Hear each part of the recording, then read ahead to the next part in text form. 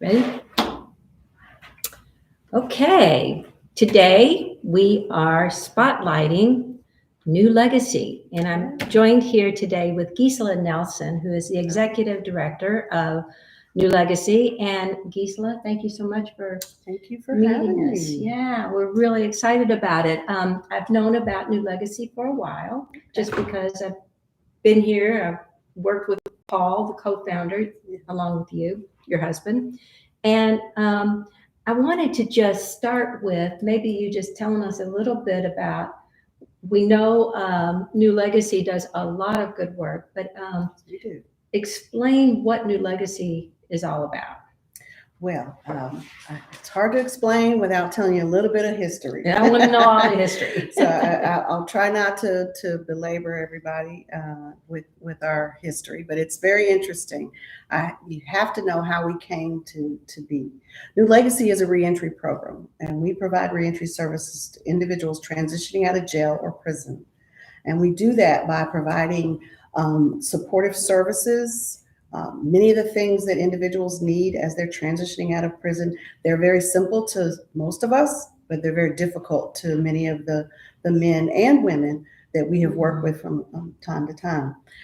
So we work with teaching them skills, giving them skills that they're able to utilize in the workforce, and pointing them to the direction of where those opportunities may lie, as well as preparing them for return home and return to society, helping them with the adjustments that need to be made as you're reentering your family, because so many things change over time that you need to be prepared to be able to function successfully in society. So, How did you get started? well, Way back when, and tell us like what motivated you, stirred this passion for you. the passion was stirred initially because my husband and I have a construction company called Level of Excellence Construction. And we started this company in Pittsburgh, Pennsylvania, where my husband is from, and that's where I went to school.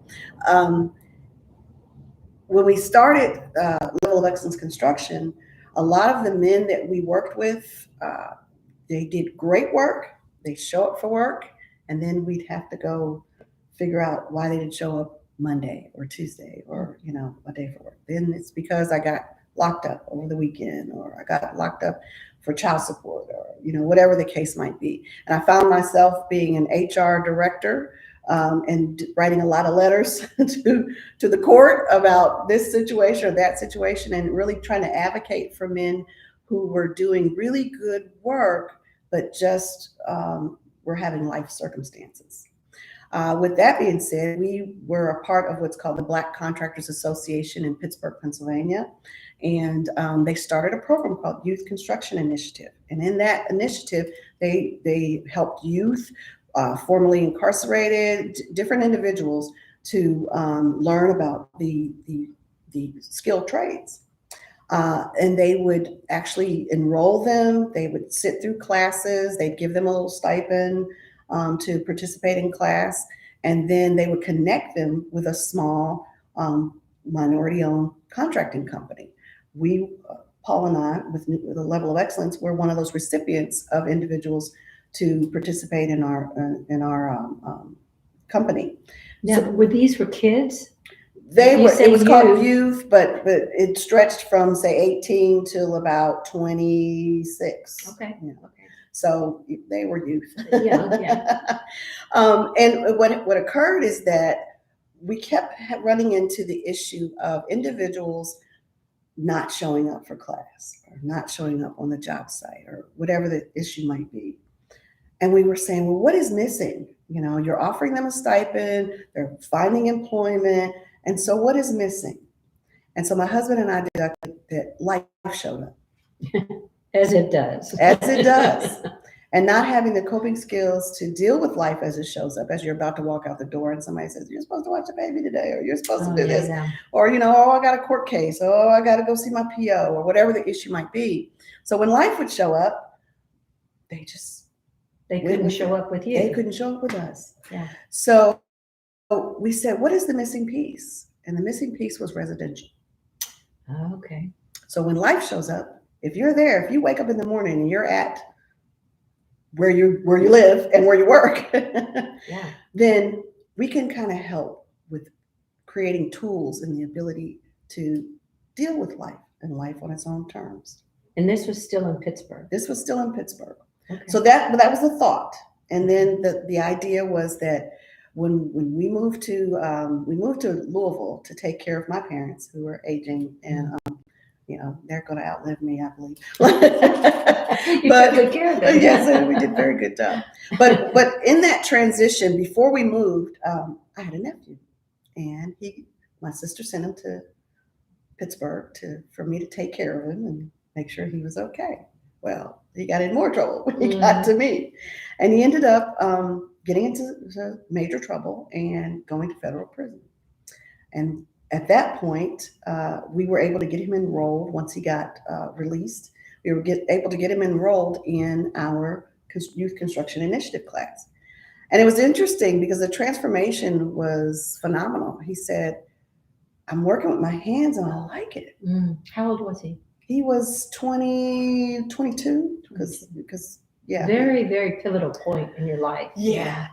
Not too long from graduating, just 18, and but he was 22 by the time he got out of prison, and he liked it. It was a way for him to express himself, and he felt like it was a great way to start something and see the end result of that, and see something that you have done, creating whatever in construction.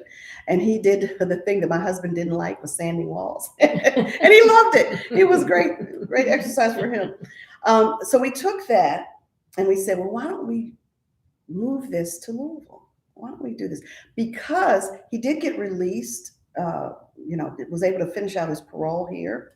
However, we watched and saw how difficult it was. All the love and support and all the things that he had. Just imagine those who don't have that support, who don't have that family structure, who don't have that foundation. Right. What they must go through trying to reacclimate themselves to society. What they do is they go back to what they know because it's easier. Well, they've probably come out of these situations with, family that used to be there and supportive and used to absolutely understand you better, but now absolutely. Well, different situation. Family, those that love you are the hardest on you, Exactly. And family has been, I've spent years taking care of this one or helping that one, and I'm not going to do it anymore. And, so now you got to get out and prove yourself. A lot of it is, you have children that, their fathers have been gone for many years. And in their mind, when they come back, we're going to, I'm still going to be your father, and we're still going to do the stuff. And the children go, I don't know you. You weren't here. And there's a lot of grief and guilt and shame that go along with that. So who helps you transition through that? New legacy. So you came to Louisville, and did you start that right away? We did not. We came, and my husband started doing a bunch of basements but kept attracting the same population. So it became more and more apparent that this is what we should be doing. And then, my husband and I were people of faith. And so we took this time as we had come to Louisville and started to kind of find our way back here. Well, my husband finding his way for the first time, me finding my way back into this fold here in Louisville. And I said, God, what do you want us to do? What are we supposed to do? I've done this, I've done that. And my husband done all kinds of wonderful things with the construction. But what are we really supposed to do? And why does this keep coming up, And so we fasted and prayed. We did a 40-day fast, oh my goodness. A complete fast, because we were both desperate. We were both desperate to know why. What, I come back here, my parents are doing great, So why am I here? Yeah. And New Legacy came. New Legacy came. You say that. What year was this? This was in 2011. Oh wow. That the thought that we started. New Legacy. And so you fasted and you prayed and you had this like epiphany, or how did is that Well, I'm a social fair? worker by trade. That's what I went to school for. That's what I've always done. I've always dealt in the nonprofits. And when I walked away from the nonprofit, I moved, to other things and been doing many other things. And I said, I'm done with nonprofits. I don't want to do nonprofits any longer. So all I'm gonna say is, don't tell God what you won't do. God's going to say, not only are you going to do nonprofit, you're going to be the You're executive going to be the director executive of director of the nonprofit. And here we are 11 years later, Well, 12. 12 years later Well, no, wait. We're 10 years later in this building. in this building. Yeah. So Wow. 11 years, New Legacy started. We're 10 years in this building. And did you start with just men at one point, or was it always men and women? We started off with just men, sort of our focus group, and going into the men's prisons and the men's jails, doing the focus groups, kind of designing everything around what men particularly need in this situation. And when we sold ourselves on New Legacy, and this is what New Legacy is going to be, we said it needs to be a community organization. So therefore, if it's a community organization, then certainly the residential we leave for men and men only, but any of the other, the construction, the culinary, and any other opportunities, we wanted to open for men and women and folks in the community. So this brings up a couple of different questions for me. One is, you talk about culinary and you talk about construction. You bring these people opportunities with these lines of work. Is that what you mean? Or Yes. Tell me about that. How does that well, we are. happen? It happens very difficultly. No, we align ourselves with partners, certainly, to do this work. One of which we started out modeling ourselves after Delancey Street in San Francisco, California, where Delancey Street is run by all of its residents. Wow. So it is, if you don't work, you don't eat. If you don't participate, just like a family. It's a family. Right? Everybody has to do their part. And in a community, that's important, that everybody does their part. But how do you learn to be in a community and be a part of a community if you don't really have a community? So, and we believe we are our brother's keeper and our sister's keeper. Right? We are each other's keeper. And that's what's really key and important. So what we looked at is, with Delancey Street, I said it's run by all its residents. So what piece of that can we bring? Because certainly what works in California, San Francisco, California, doesn't necessarily work in Louisville, Kentucky.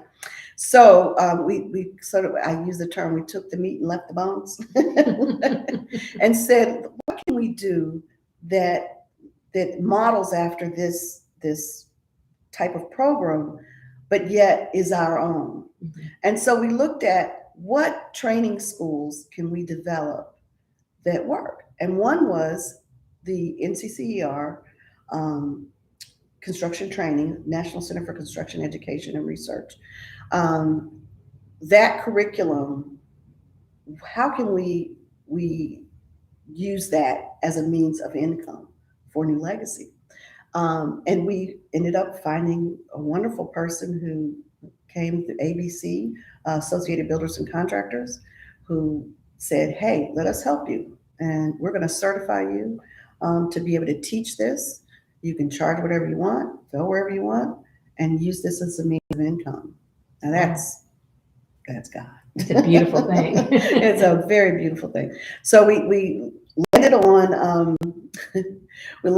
the construction training, and so we got folks certified and got them trained to train. So that's when we had to do that step first. And the interesting thing is, when we first started, we didn't have clients, we didn't have customers, we didn't have people. Yeah, I was going to ask, how do you marry that? A wonderful friend of ours, a pastor friend of ours, said, hey, I've got men in my building. I have a recovery program. come and teach them construction. Well, I said, well, let's, get started. Let's do this. And we're not going to charge them anything because we're just going to get ourselves started. Well, I found myself, we started with 2 in the class, and okay. Then we went to 5 in the class. Then we went to 8 in the class. Then we went to 2 in the class again. So by the time we got through the weeks, we really had no consistency whatsoever. And we learned that is probably not the group we want to work with. Yeah. So we really want to focus more on, which was great because it taught us what we do and do not want to do, or how to administer the curriculum. So preparing us to do it for the general public and for our community made it a little bit better. So we know what population to really focus on. And so we looked at other returning citizens, and we started doing it ourselves. We started doing it here in this building, bringing people in, teaching them the construction trades, and then connecting them with the unions and or with companies, particularly minority companies.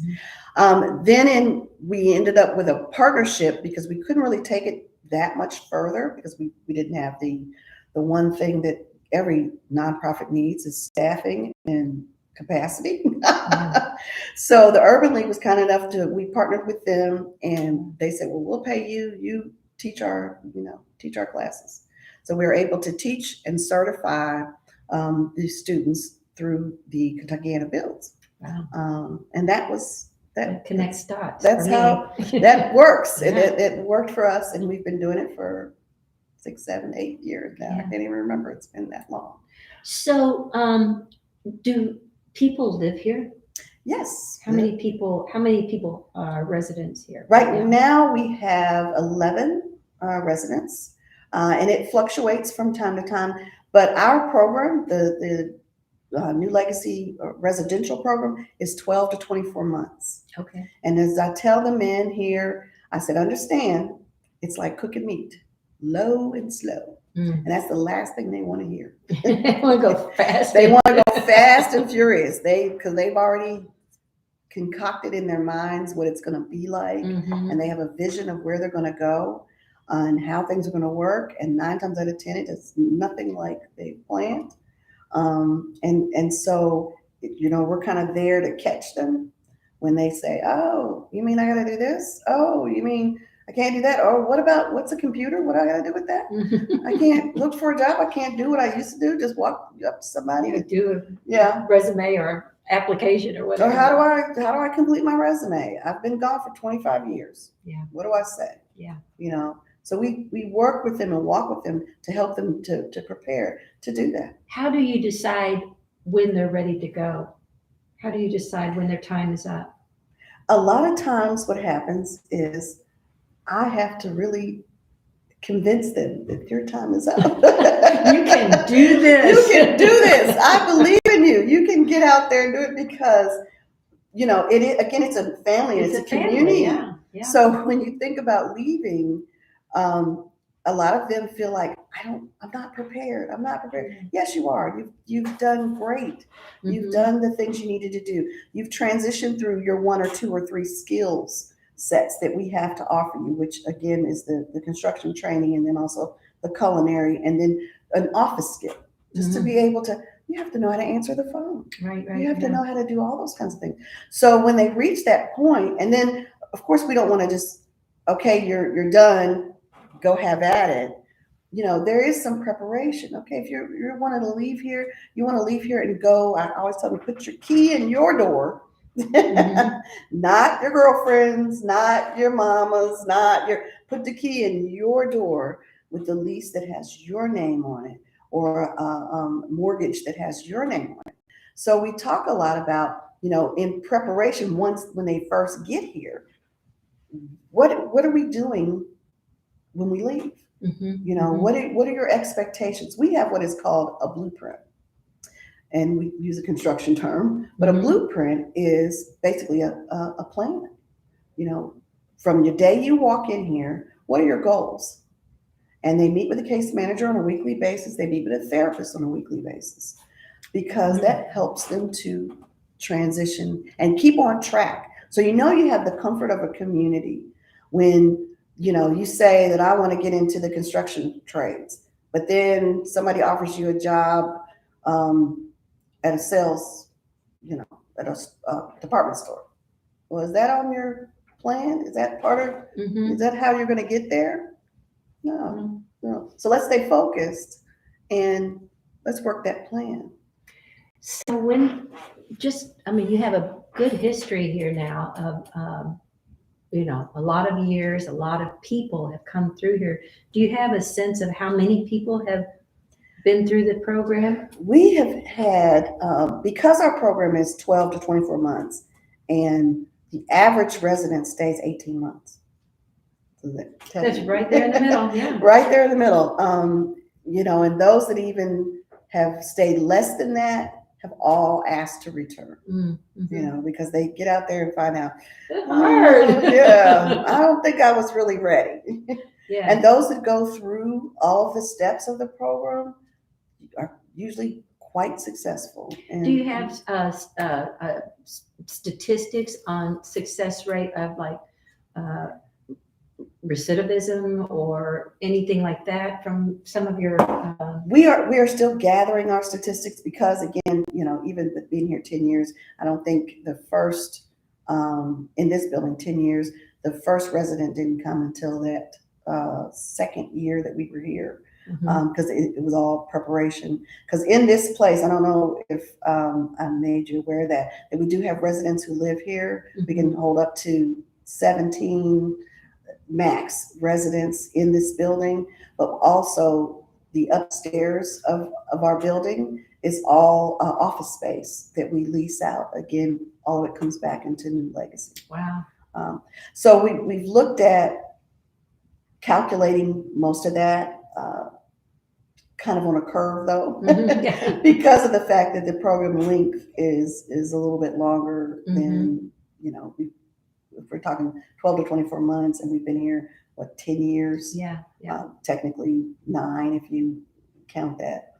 So we've had probably over 130 folks flow through, but as to how many, have been a part of the recidivism, it's very minimal, okay. Probably. So, you mentioned that 2%. You get funding for teaching construction skills and so forth through Urban League. Where else do you get your money? I mean, how do you run this place? This is a beautiful building. It's near Old Louisville. I don't know if this is considered Old Louisville, but it's in Old Louisville. I mean, it's a big upkeep. Yes, it is. How do you do this? Well, I'm telling you, it's a good thing we fasted and prayed. and we have not stopped because there are days when we are fasting and praying for what comes next. One of the ways is through the construction training. The other avenue is through the Food for Life. The Food for Life program, we provide healthy, nutritious meals for children, and hopefully we'll be signed on to do adults as well. But we provide meals for them when school's not out or after school, that type of thing. But our returning citizens are the ones that help package, prepare, and deliver those meals. But at the same time, they're also learning about health and wellness. Oh, sure. Because after a period of incarceration, you have not eaten well usually. There's a lot of medical conditions that arise. And then we have to also look at the trauma that is faced, mentally and physically. The trauma that your body incurs after a period of incarceration. And you mentioned that you do therapy services. Yes. So are you aligned with another partner for that, or who offers that service for you? We actually are aligned with multiple partners to provide the therapy. When we first started off, we were using Spalding University, which was great. We had the head of the forensic psychology area there, and her doctoral students were providing the therapy. Then we moved to Creative Spirits, which is also a faith-based therapy program. They are still one of the folks we have MOUs with that help provide, because everything's not right for everybody. So we try to, match them up with folks that are inclined to be helpful, and that they're comfortable with. And then we also use Bridge the Gap mental health, addiction and mental health services. So they provide therapy and some of the other services as well. So we always keep a partner that we can utilize to provide those types of services. Match the Yes, person with the yes. service, yeah. And it all gets to happen in this building, so that's really a good thing. So when you partner with these services, do you have grants? I'm still trying to get to the root of how the money comes. How when do you figure it keep all out, of you this? tell me. Well, I would Because really like to tell our audience Yes. about this. So more, I mean, it's a wonderful program, and if there's a way that people can donate to it, Absolutely. get involved. How can they get involved? You can tell us a little bit more about that. Well, one of the ways, it's not that we don't utilize grants, because we absolutely do, and we have been able to receive some generous grants, Humana, Keenan Charitable Trust, and a few others who have been wonderful. PNC has provided grant money for us. But the model, the concept is that we continue to create training schools that Paid provide for, yeah. generation. That's exactly how life And absolutely. is. Yeah. And then we want to keep ourselves self-sustained, Mhm. so that we're not dependent, totally on grants. But that being said, we also survive by the kindness of others. Those that give and donate to New Legacy is a 501c3. So it is a tax deductible donation to our cause. And we really like to say, as opposed to giving, a gift is wonderful and we appreciate it, but it's an investment. Mhm. It's an investment in someone's life, and it's invested in someone's future so that they can create a new legacy for their kids and their family. And how would, if someone wanted to become a sustaining donor, how would they go about doing that? Absolutely. First of all, if you want to become a continuous donor, you can call our office here, and our number here is 502-276-0660. That's 502-276-0660. And we can get you connected, so you can give your information and we can get you set up on continuous donations. Also, if you go to our website, and I do apologize, we were having some trouble with our website till about 20 minutes ago. And we got that taken care of. I didn't know what happened, but it's something that happened at GoDaddy. Anyhow, but our website is newlegacyky.org. And they can donate. There's a donate. There's a donate there. button on there. Our Facebook page is just New Legacy Reentry Corp. If you go there, there's also a donate button on the website. And so you can always donate by check. If you want to mail us a check, we're at 1115 Garvin Place in Louisville, Kentucky, 40203. Again, that's 1115 Garvin Place, Louisville, Kentucky, 40203. And just put it into New Legacy. You can also pay by debit or credit card. We also have, you can do that online, but also if you are not comfortable and you want to send your debit credit card, you can also mail it in. We also have forms.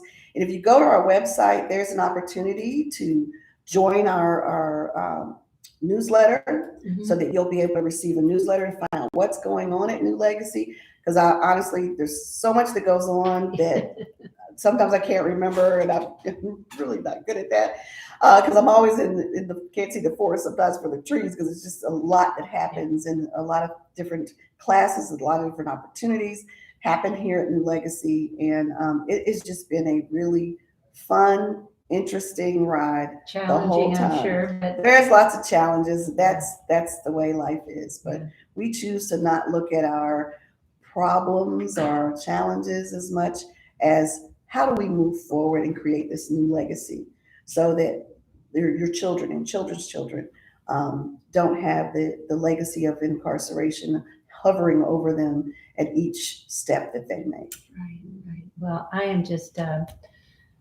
thrilled to know more about it, and thank you so much. Is there anything else that you would like to share? Yes, I would. Good, do it. One of the things, if you're interested in getting involved with New Legacy or want to know more about New Legacy, we host a meet and greet the third Thursday of every month. We actually have one coming up on the 18th of this month, right here in this facility at 1115 Garvin Place. And it is at 8 a.m. So we try to get you before you get into your office or whatever it is you're going to do. If you want to find out more about New Legacy and some of the things that are coming down the pike here and how you can be involved as a volunteer in various different capacities, that is a great opportunity. You can tour the facility. We won't hold you long, just about an hour, and we'll give you some nice breakfast. So that we feed your tummy before you go out to work. But you're more than welcome to come here again. If you have any other questions about that or want to just confirm the time, you can call us at 502-276-0660. And that's our main office here. Wonderful, wonderful. Well, thank you so much, Gisela. Gisela Nelson, the Executive Director of New Legacy. And we hope that you will get involved. Please do. We need you.